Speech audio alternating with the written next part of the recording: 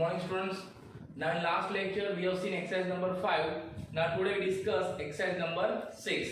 That is on page number 266 in your textbook. Now I will read the example. You have to also read with me.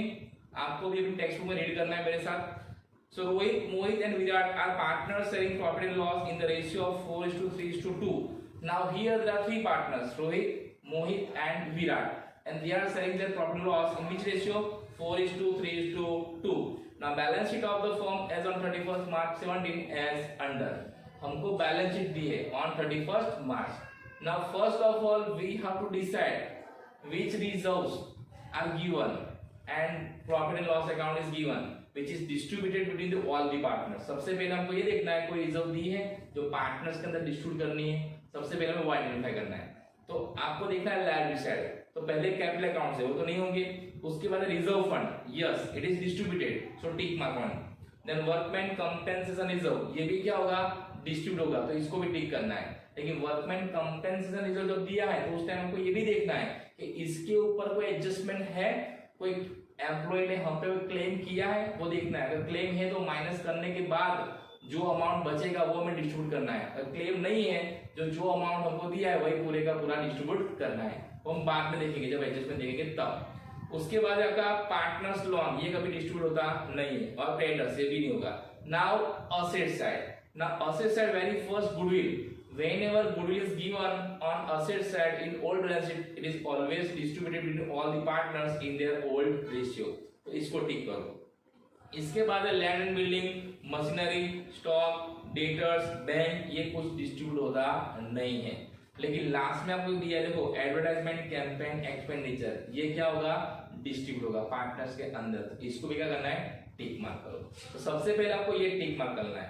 उसके बाद balance sheet के बाद आपको जो adjustment दी है वो एडजस्टमेंट देखने हैं, और उसमें जो एडजस्टमेंट रिवैल्यूएशन अकाउंट को इफेक्ट करते हैं वो हमको पहले सॉल्व करना है, क्योंकि हमको सबसे पहले क्या बनाना है? Revaluation account.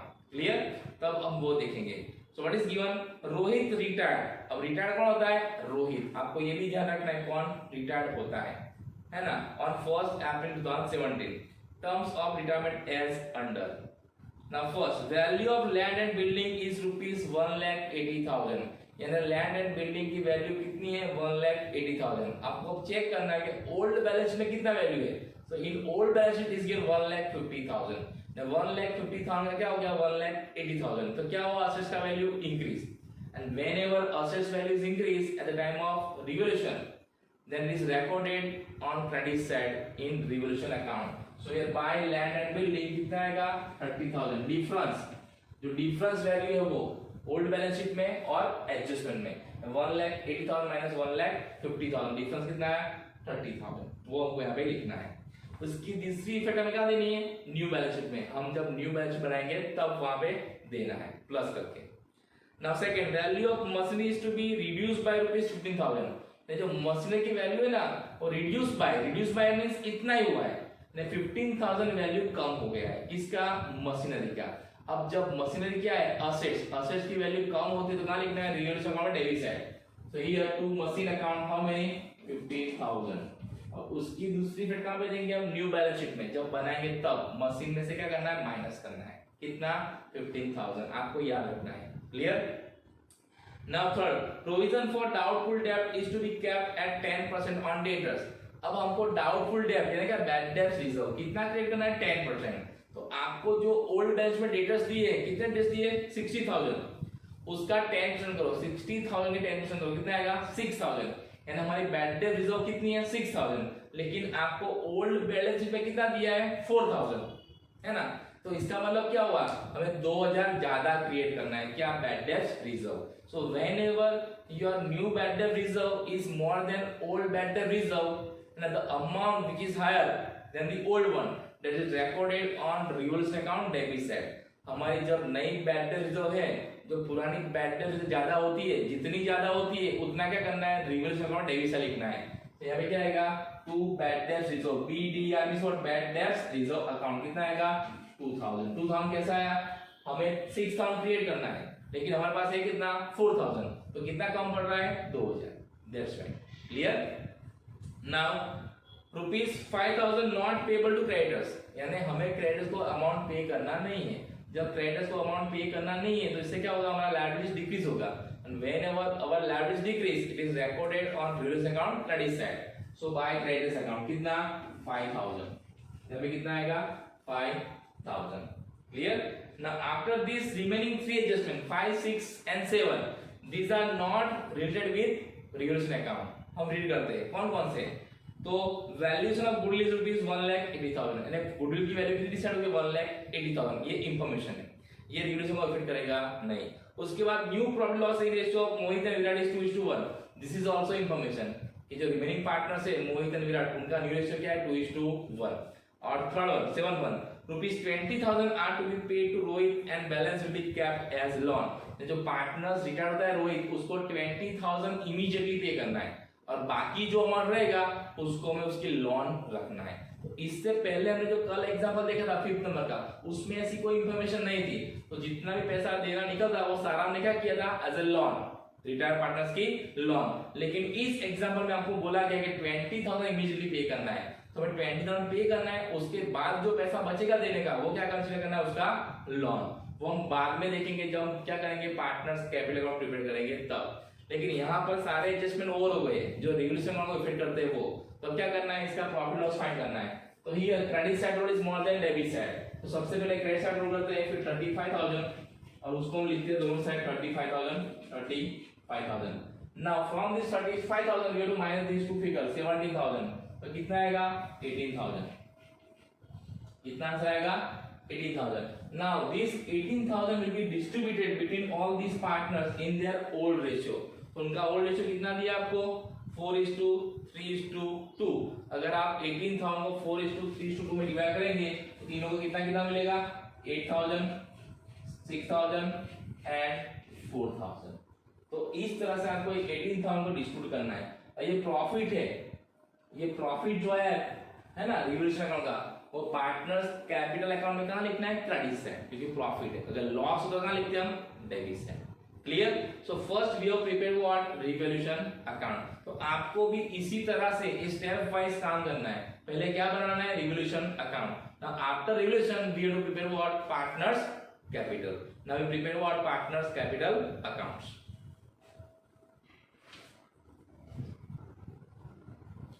Now partners capital account. Now as we know, first of all we have to give or we have to brought down partners capital balance. So it is given in our old balance sheet. So here it is given how many 1,60,000, 96,000 and 80,000. So 1,60,000, 96,000 and 80,000। आपको जो balance दिया है वो सबसे पहले brought down करना है। उसके बाद जो हमने रिवैल्यूएशन अकाउंट बनाया था उसका प्रॉफिट लाना है क्रेडिट साइड। कितना प्रॉफिट आया था 8,000, 6,000 एंड 4,000। So 8,000, 6,000 and 4,000। क्लियर? ये प्रॉफिट लाना है ना। उसके बाद जो रिजर्व है और जो वर्कमैन कंपेंसेशन रिजर्व है उसको डिस्ट्रीब्यूट करना है। और ये सब कैसे होगा ओल्ड रेशियो में जो आपको दिया है, क्या है 4:3:2। तो 45,000 को अगर हम 4:3:2 में डिवाइड करते हैं तो तीनों के पार्ट में कितना कितना आएगा 20,000, 15,000 एंड 10,000, है ना। 45,000 को आपको 4:3:2 में डिवाइड करना है सभी पार्टनर्स के अंदर, तो क्या आएगा 20,000, 15,000 एंड 10,000। उसके बाद वर्कमैन कंपेंसेशन रिजर्व, यहाँ पे हमको कोई क्लेम का अमाउंट दिया नहीं है जस्ट में, तो सभी रिजर्व जितनी भी वर्कमैन कंपेंसेशन रिजर्व है वो सारी की सारी क्या होगी सभी पार्टनर्स में डिस्ट्रीब्यूट करना है। तो कितनी है 13,500। अगर इसको हम कर दे तो कितना कितना आएगा 6,000, 4,500 एंड 3,000। इस 13,500 को भी क्या करना है आपको 4:3:2 में डिवाइड करना है। 6,000, 4,500 एंड 3,000, ये आपका आंसर आएगा। Clear? Now goodwill and advertisement campaign expenditure account जो आपको बैलेंस शीट में असेट साइड दिया है। तो ओल्ड वैल्यू कितनी है गुडविल की 36,000। अगर हम 36,000 को डिवाइड करते हैं 4:3:2 में तो कितना कितना आएगा 16,000, 12,000 और 8000। इसको भी आपको करना है 4:3:2 में डिवाइड करना है। कितना है 36,000। देन एडवर्टाइजमेंट कैंपेन एक्सपेंडिचर कितना है 4500। अगर हम इसको करते हैं तो क्या क्या आएगा 2000, 1500 एंड 1000। इसको भी क्या करना है 4:3:2 में डिवाइड करना है। ये हो गया। Now adjustment regarding partners capital, जो एडजस्टमेंट ऑफ 5, 6 एंड 7 है वो तो क्या है valuation of goodwill rupees 1,80,000। Goodwill की वैल्यू कितनी सर होगी 1,80,000। तो सबसे पहले क्या करना है आपको, जो पार्टनर्स रिटायर्ड होता है उसका शेयर फाइंड करना है गुडविल में। तो उसका फॉर्मूला क्या है, तो जो है वैल्यू 1,80,000 इनटू रिटायर पार्टनर का शेयर। तो कौन रिटायर होता है रोहित। तो रोहित का शेयर क्या है आपको दिया है 4:3:2। तो क्या आएगा 4/9, 3/9 एंड 2/9। तो 4/9 अगर हम ये करते हैं 4/9 तो कितना आंसर आएगा आपका 80,000। कितना 80,000। यानी जो रोहित पार्टनर रिटायर होता है उसको 80,000 देना है। ये कौन देगा रिमेनिंग पार्टनर्स। तो रिमेनिंग पार्टनर्स कौन है तो मोहित एंड विराट। अब ये मोहित एंड विराट ये 80,000 कौन से रेशियो में देंगे उनको गेन रेशियो में। तो आपको यहाँ पे गेन रेशियो फाइंड करना पड़ेगा ना। हमारे पास ऐसी कोई इंफॉर्मेशन है जिससे हम गेन रेशियो फाइंड कर सकते हैं। तो यस आपका एडजस्टमेंट नंबर 6 देखिए, उसमें आपको दिया है क्या दिया है new ratio of Mohit and Virat. Remaining partners का न्यू रेशियो भी है और ओल्ड रेशियो भी आपके पास है। अगर हम इसका यूज करते हैं gain ratio is equal to new ratio minus old ratio तो आपको गेन रेशियो मिलेगा। और आप गेन रेशियो फाइंड करोगे यहाँ पे तो आपका गेन रेशियो यहाँ पे आएगा 3:1। आपको फाइंड करना है, मैंने फाइंड कर लिया है। कैसे फाइंड करना आपको पता है, new ratio minus old ratio. और गेन रेशियो हमेशा रिमेनिंग पार्टनर्स का काउंट करते हैं, जो पार्टनर्स रिटायर्ड होता है उसका करते नहीं है। यानी कि मोहित एंड विराट 3:1 में ये 80,000 रुपीज देंगे किसको रोहित को। तो अगर हम इस 80,000 को 3/4 और 80,000 1/4 करते हैं तो कितना कितना आंसर आ जाएगा 60,000 एंड 20,000। यानी 80,000 जो रोहित को देना है वो उसमें से 60,000 देगा कौन मोहित एंड 20,000 देगा कौन विराट। तो इसकी एंट्री क्या होगी, तो हमने वो भी देख लिया था कि जो पार्टनर्स रिटायर होता है उसका कैपिटल अकाउंट क्रेडिट करना है और जो रिमेनिंग पार्टनर्स है जो गेन करते हैं उनका पार्टनर्स कैपिटल अकाउंट करना है डेबिट करना है। तो यहाँ पे रिटायर कौन होता है रोहित। तो रोहित का अकाउंट क्या होगा क्रेडिट। तो रोहित के अकाउंट में क्रेडिट से लिखना है यहाँ पे क्या Mohit capital account and Virat capital account. और कितना लिखना है यहाँ पे 60,000 कौन देगा मोहित देगा और 20 कौन देगा विराट देगा। सेम वे में मोहित एंड विराट का कैपिटल अकाउंट क्या होगा डेबिट होगा। तो उसमें क्या करना है डेबिट से लिखना है। तो यहाँ पे रोहित कैपिटल अकाउंट और मोहित और विराट में लिखना है 60,000 और 20,000। समझ में आया। तो आपको ये मेजर पोस्टिंग करनी है। तो इसकी जनरल एंट्री क्या है, तो Mohit capital account debited 60,000, Virat capital account debited 20,000 to Rohit capital account 80,000। तो रोहित के अकाउंट में क्रेडिट साइड कितना आ गया 80,000 आ गया 60 to 20 और मोहित एंड विराट के अकाउंट कितना आ गया 60 and 20 आ गया 60 and 20। यहाँ पे लिखना है जो पार्टनर्स रिटायर होता है उसका और यहाँ पे लिखना है जो रिमेनिंग पार्टनर्स है मोहित एंड विराट। ये लेजर पोस्टिंग आपको पता है कैसे करनी है। क्लियर। तो ये इंपॉर्टेंट है। क्लियर। तो यहाँ पे हमने क्या किया गेन रेशियो फाइंड किया क्योंकि हमारे पास न्यू रेशियो था हमको दिया है। तो आपको जब भी एग्जाम में न्यू रेशियो दिया है तो उस समय आपको गेन रेशियो फाइंड करना है और उस गेन रेशियो में ही क्या करना है जो शेयर है गुडविल में रिटायर पार्टनर का वो डिस्ट्रीब्यूट करना है। इसके पहले जो मैं एग्जांपल देखा था हमें कोई इंफॉर्मेशन दी नहीं थी इसलिए हमने क्या किया था ओल्ड शेयर में डिस्ट्रीब्यूट किया था। कोई इंफॉर्मेशन हमारे पास नहीं होती है तो ओल्ड शेयर क्या होता है new share and gain ratio that's why. Clear. Now here we have done this. Now जो पार्टनर्स रिटायर होता है उसकी कोई लोन है अगर जो पार्टनर्स रिटायर होता है अगर उसकी कोई लोन है तो भी हमें क्या करना है उसको पे कर देना है। तो आप देखो लायबिलिटी साइड में क्या है रोहित की लोन है कितनी है 10,000। तो यहाँ पे जो पार्टनर्स रिटायर होता है और उसकी लोन है और वो भी लायबिलिटी साइड है तो इसका मतलब क्या है उसने फर्म को लोन दी है रोहित ने फर्म को लोन दिया है। तो जब कोई पार्टनर्स रिटायर होता है और उसने उसको फर्म को लोन दिया होता है तो उसको वापस करना है उसके रिटायरमेंट टाइम पे। तो यहाँ पे क्या लिखना है आपको रोहित लोन अकाउंट कितना 10,000। बराबर। जो पार्टनर्स रिटायर होता है उसको ही देना है, जो रिटायर नहीं होता उसका तो एज रखना है ना। आपको दो लोन दिया है, रोहित का भी दिया है, मोहित का भी दिया है। तो मोहित का हमें नई बैलेंस शीट दिखाना है एज, लेकिन जो रोहित का लोन है वो भी हमें उसके अकाउंट में पे कर देना है और नई बैलेंस शीट दिखाना नहीं है, ये वाला लोन। तो ये लोन अब इसके अंदर ऐड हो जाएगा। क्यों ऐड हो जाएगा? क्योंकि हमको यहाँ पे बोला हुआ है कि जो रोहित रिटायर होता है उसको इमीडिएटली 20,000 देना है और बाकी के अमाउंट क्या करना है, उसका लोन अमाउंट रखना है। That's why. Clear? Now last adjustment, ₹20,000 immediately paid to Rohit. अब रोहित को हम पैसा देंगे तो उसकी जनरल एंट्री क्या होगी? तो Rohit capital account debit to cash. तो रोहित कैपिटल अकाउंट डेबिट से लिखना है टू कैश 20,000, बराबर।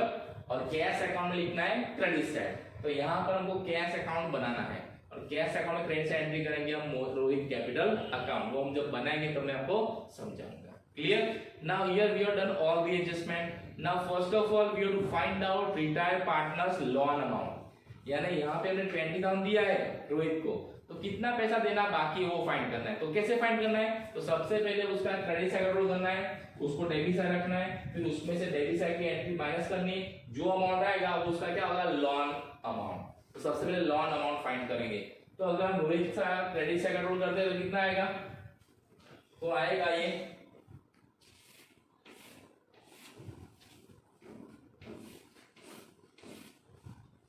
2,84,000। कितना आएगा? 2,84,000। तो ये सबसे पहले आपको दोनों साइड रख देना है 2,84,000। अब ये 2,84,000 में से ये तीन फिगर माइनस करनी है, 16,000 प्लस 2,000 प्लस 20,000। अगर आप ये माइनस करोगे तो कितना आंसर आएगा? 2,46,000। कितना आएगा? 2,46,000। 2,46,000 बराबर। ये क्या हो गया? उसका लोन अकाउंट, है ना। रोहित को हमें क्या करना है? 2,46,000 देना है अभी, लेकिन वो हम दे पाते नहीं है, तो उसको क्या किया हमने? एज ए लोन रखा है। तो अब ये क्या हो गया? बिजनेस की लायबिलिटीज, हमारे फर्म की क्या हो गई? लायबिलिटीज। तो नई बैलेंस शीट में हमको ये दिखाना है रोहित की लोन कितनी? 2,46,000। अब जो रिमेनिंग पार्टनर्स है उनका पार्टनर्स कैपिटल का बैलेंस फाइंड करना है। तो रिमेनिंग कौन है? मोहित एंड विराट। तो उनका जब क्रेडिट साइड रोल करते हैं तो कितना कितना आएगा हमें? 1,21,500 और ये 97,000। सो इसको भी लिख देते हैं यहाँ पे 1,21,597,000, बराबर। अब इसमें से हमें ये तीन एंट्री माइनस करनी है। तो इसमें से अगर आप 12,160,000 माइनस करते हैं तो कितना आंसर आएगा आपका? यहाँ पे 48,000। कितना आएगा? 48,000। यहाँ पे कितना आएगा? 68,000। समझ में आया? ये 48 एंड 68 कैसे आया? ये 1,21,500 है जो क्रेडिट साइड रोल है, उसमें से आपको ये तीन अमाउंट माइनस करनी है, 12,000, 1,500 एंड 60,000। तो आपको ये मिलेगा 48 और ये मिलेगा 68। और इसको ये बैलेंस जो है मोहित एंड विराट रिमेनिंग पार्टनर्स, ये बैलेंस आपको दिखाना है नई बैलेंस शीट में एज पार्टनर्स कैपिटल। और ये रोहित की लोन है वो आपको दिखाना है एज लायबिलिटीज। क्लियर? तो ये हमने बना दिया क्या? Partners capital. अब हम बनाएंगे cash account and new balance sheet after retirement. Okay,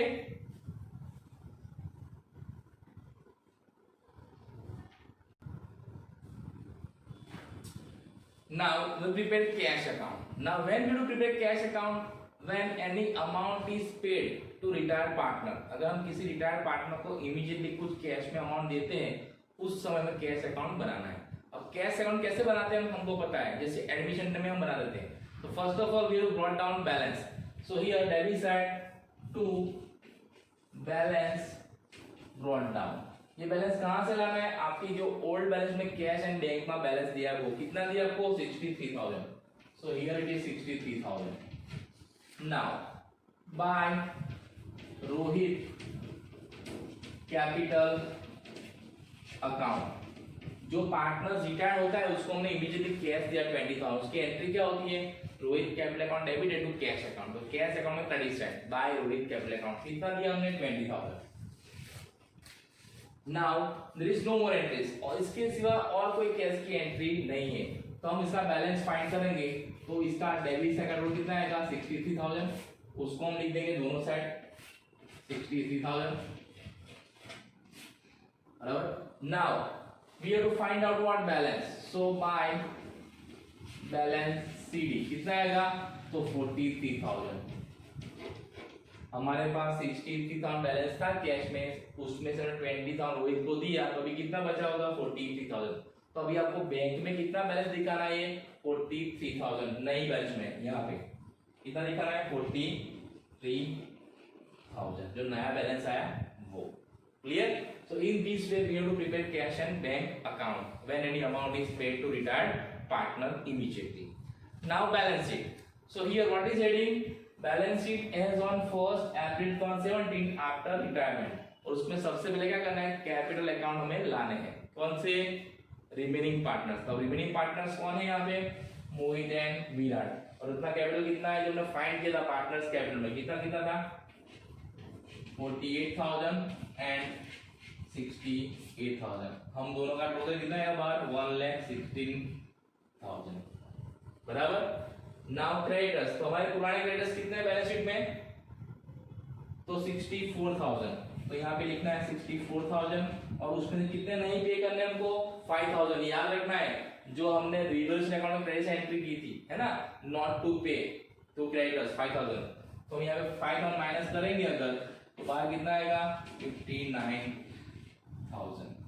clear? और रोहित का लोन जो हमने फाइंड किया था कितना आएगा 2,46,000। अब ये हमारा क्या हो गया, लायबिलिटीज हो गया। रोहित का पार्टनर नहीं है, उसको जो पैसा देना बाकी है वो रोहित के लोन में दिखाना है। और जो दूसरा पार्टनर था मोहित लोन, उसकी लोन भी में एज इट इज दिखानी है 16,000। क्लियर? इसके सिवा जो रिजर्व फंड था और जो वर्कमैन कंपेंसेशन रिजर्व को दी थी वो हमने क्या कर दिया है, ऑलरेडी पार्टनर्स के अंदर डिस्ट्रीब्यूट कर दिया और वो अमाउंट ऑलरेडी यहाँ पे और इस लोन में इंक्लूडेड है, तो आपको भी दिखाना नहीं है, वो हम जानते हैं जो हम एडमिशन में करते थे वो। Now asset side. Asset side सबसे पहले आपका वैल्यू है गुडविल। गुडविल को भी हमने क्या कर दिया है, डिस्ट्रीब्यूट कर दिया, तो उसको नई बैलेंस में दिखाना नहीं है। Same way advertisement campaign expenditure, उसको भी हमने क्या कर दिया पार्टनर्स के अंदर डिस्ट्रीब्यूट कर दिया, तो उसको भी दिखाना नहीं है। अब जो लैंड एंड बिल्डिंग है उसकी ओल्ड वैल्यू कितनी थी आपकी 1,50,000, उसमें कितना प्लस हुआ 30,000। तो अभी आपकी वैल्यू कितनी हो गई 1,80,000 एज पर एडजस्टमेंट, जो आपके एडजस्टमेंट बोला गया कि land and building is now 1,80,000। Machine की वैल्यू कितनी आपकी 90,000, कितना डिक्रीज हुआ था 15,000, तो बाहर कितना आएगा 75,000 बराबर। जब असेट्स की वैल्यू इंक्रीज होती है तो प्लस करना है, डिक्रीज होती है तो क्या करना है माइनस करना है। और रिवैल्यूएशन अकाउंट में जो असेट्स क्रेडिट साइड लिखी है उसमें प्लस करना है, और रिवैल्यूएशन अकाउंट में जो असेट्स डेबिट साइड लिखा गया है उसको क्या करना है माइनस करना है। स्टॉक में कोई चेंजेस नहीं है, तो स्टॉक एज इट इज कितना है 85,000, इसमें कोई चेंजेस नहीं, उसको ऐसे ही दिखाना है। इसके बाद डेटर्स, तो आपके डेटर्स कितने थे 60,000, उस पे कितना परसेंट बीडीआई करना है आपको 10%, तो कितना आएगा 6,000, तो बाहर कितना आएगा अभी 54,000 बराबर है। पुरानी बैलेंस शीट में आपने कितना माइनस किया है 4,000, लेकिन हमने कितना किया हमें 6,000, क्यों, क्योंकि हमको एडजस्टमेंट बोला गया कि 10% बीडीआई क्रिएट करना है, तो as per adjustment we to minus, तो कितना आएगा 6,000। और जो बैंक बैलेंस है वो हमने यहाँ पे फाइंड किया, वो यहाँ पे लिखना है। Now we have to do total of both side. अगर हम दोनों साइड का टोटल करेंगे तो इक्वल होना चाहिए, तो हमारे सारे एडजस्टमेंट क्या है करेक्ट है। अगर हम दोनों साइड का टोटल करते ही तो कितना आएगा 4,37,000, कितना आएगा 4,37,000। So in this way we have to prepare revaluation account, then partners capital account and cash and bank account, and at last new balance sheet after retirement of a partner. Clear? आपको भी इस तरह से बनाना है, और जो notes मैंने बोली है आपको लिखनी है। You have to find out share of retiring partner in goodwill, फिर आपको फाइंड करना है गेन रेशियो, और उन गेन रेशियो में जो शेयर है रिटायरिंग पार्टनर वो डिस्ट्रीब्यूट करना है, और उसकी जनरल एंट्री भी आपको लिखनी है आफ्टर दिस बैलेंस शीट, तो आपको समझ में आएगा। Okay, so today we have seen what exercise number 6. In next lecture we'll see exercise number 7. So thank you, have a nice day.